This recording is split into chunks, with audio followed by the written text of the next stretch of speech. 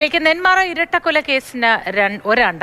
സർക്കാർ പ്രഖ്യാപിച്ച സംരക്ഷണവും സഹായങ്ങളും വാഗ്ദാനത്തിലൊതുങ്ങിയെന്ന് സുധാകരന്റെ മകൾ. സഹോദരി അതുല്യയ്ക്ക് സർക്കാർ ജോലി നൽകാമെന്ന് പറഞ്ഞതും നടപ്പാക്കിയില്ല എന്ന് സുധാകരന്റെ കുടുംബം.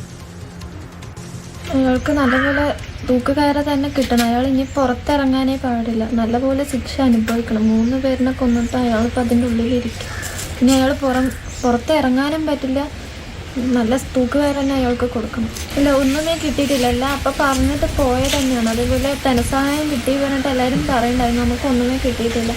നമ്മൾ എല്ലാവരും പറയുമ്പോൾ തന്നെയാണ് നമ്മളും അറിയണത്. ലീഗലായിട്ട് ആരും കോൾ ഒന്നും അറിയിച്ചിട്ടൊന്നുമില്ല. ചേച്ചിയുടെ ജോലിയുടെ കാര്യം ഒന്നും ആയിട്ടില്ല. ഇയാൾക്ക് നല്ല ശിക്ഷ കൊടുക്കണം, നല്ല ശിക്ഷ കൊടുക്കുക തന്നെ ചെയ്യണം. അല്ലാണ്ട് കുട്ടികൾ പേടിച്ചിട്ട് രാത്രി മുഴുക്ക് ഉറങ്ങണില്ല. 6 മണിയാകുമ്പോഴേക്ക് കുട്ടികൾ കിടന്ന് കിടുകിട് വറക്കുക ചെയ്യുന്നത്.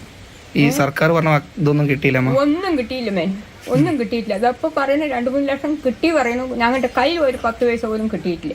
പറയേണ്ട എല്ലാ ചുറ്റുപാടും ഉള്ളത് TV വന്നു, അത് വന്നു, ഇത് വന്നു പറയുന്നു.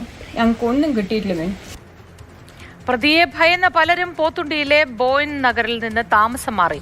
സ്വസ്ഥവും സമാധാനവുമായി കഴിയാൻ ചെന്താമരയെ തൂക്കിക്കൊല്ലണമെന്ന ആവശ്യം ഉയരുകയാണ്. ഗോകുൽ VS ചേരുന്നു വിവരങ്ങളുമായി. ഗോകുൽ, ഈ ചെന്താമരയ്ക്ക് വധശിക്ഷ തന്നെ നൽകണമെന്ന് തുടക്കം മുതൽ ഈ കുട്ടികളും ആവശ്യപ്പെടുന്നതാണ്, അതുപോലെ തന്നെ പരിസരവാസികളും ആവശ്യപ്പെടുന്നു. പക്ഷേ സർക്കാർ എന്തുകൊണ്ടാണ് ഈ വാഗ്ദാനം ചെയ്ത സഹായം ഇവർക്ക് നൽകാത്തത്? മറ്റാരാണ് ഇവർക്ക് തുണയായി ഉള്ളത്? ആരുമില്ലാത്ത അവസ്ഥയിലാണല്ലോ ഈ കുട്ടികൾ. തീർച്ചയായും ഇവർക്ക് മറ്റാരുമില്ലാത്ത അവസ്ഥയാണ്. ഇപ്പോൾ ഒരു ബന്ധുവിന്റെ വീട്ടിലാണ് അവർ താമസിക്കുന്നത്. ഇവർക്ക് സർക്കാർ പ്രഖ്യാപിച്ച ധനസഹായങ്ങൾ ഇതുവരെയും ലഭിച്ചിട്ടില്ല. 1 രൂപ പോലും ലഭിച്ചിട്ടില്ലെന്നാണ് സുധാകരന്റെ മകൾ അഖിലയും മുത്തശ്ശിയും ഒക്കെ തന്നെ പറയുന്നത്. അതുല്യക്ക് സർക്കാർ ജോലി നൽകാമെന്ന്, അതായത് ആദ്യ മകൾക്ക് സർക്കാർ ജോലി നൽകാമെന്നുള്ള ഒരു വാഗ്ദാനം ഉണ്ടായിരുന്നു. അതും നടപ്പായില്ല. അന്ന് ഇത്തരത്തിലുള്ള വാഗ്ദാനങ്ങളൊക്കെ ഈ സംഭവം നടന്ന ഉടനെ തന്നെ ഉണ്ടായിരുന്നു. പക്ഷെ അതൊന്നും തന്നെ ഉണ്ടായില്ല എന്നുള്ളതാണ് അറിയാൻ കഴിയുന്നത്. ഇപ്പോൾ 1 വർഷമായിട്ടും ഈ കേസിന്റെ വിചാരണ തുടങ്ങിയിട്ടില്ല. അതായത് ഇരട്ടക്കൊലപാതകത്തിന്റെ വിചാരണ തുടങ്ങിയിട്ടില്ല. അടുത്ത മാസം 25-ാം തീയതി വിചാരണ തുടങ്ങും എന്നുള്ളതാണ് അറിയാൻ കഴിയുന്നത്.